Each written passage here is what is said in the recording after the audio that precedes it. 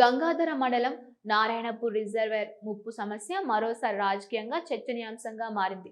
నారాయణపూర్తో పాటు చెర్లపల్లి, మంగపేట, ఇస్తారుపల్లి గ్రామాలను పూర్తి స్థాయిలో ముప్పు గ్రామాలుగా ప్రకటించి బాధితులందరికీ న్యాయమైన నష్టపరిహారం చెల్లించాలని తెలంగాణ రక్షణ సేన రాష్ట్ర నాయకుడు మేక వినోద్ ప్రభుత్వాన్ని డిమాండ్ చేశారు. కరీంనగర్లో మీడియాతో మాట్లాడిన ఆయన ఎన్నికల సమయంలో ఇచ్చిన హామీని ఎమ్మెల్యే మేడిపల్లి సత్యం వెంటనే నిలబెట్టుకోవాలని డిమాండ్ చేశారు. అధికారంలో లేనప్పుడు ఒక తీరు, అధికారంలోకి వచ్చిన తర్వాత ఒక తీరుగా వ్యవహరించడం కేవలం మేడిపల్లి సత్యానికే చెల్లిందనే అదేవా చేశారు.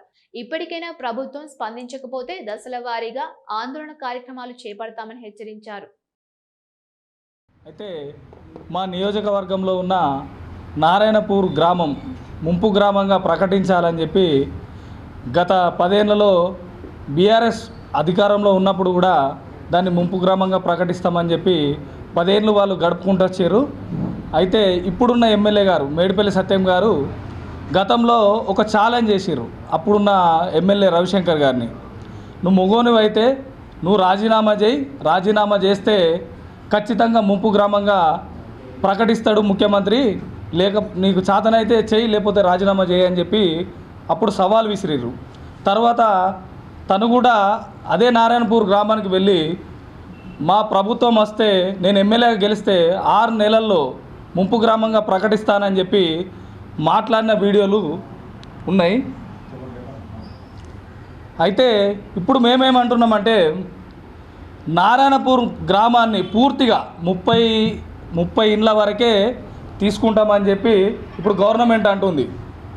30 ఇండ్ల వరకే తీసుకుంటామని చెప్పి గవర్నమెంట్. కాంగ్రెస్ పార్టీ అధికారంలోకి వచ్చినాక 2 రోజుల లోపల ఈ 4 గ్రామాలని ముంపు గ్రామాలుగా ప్రకటించే బాధ్యత నేను తీసుకుంటానని చెప్తున్నాను.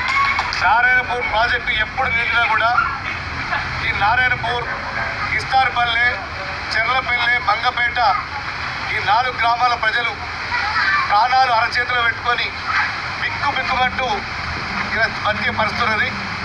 ఇది ఒకటే ముఖ్యమంత్రికి చెప్పు, మా 4 గ్రామాల్ని ముంపు గ్రామాలు ప్రకటించకపోతే రాజీనామా చేస్తాను చెప్పు.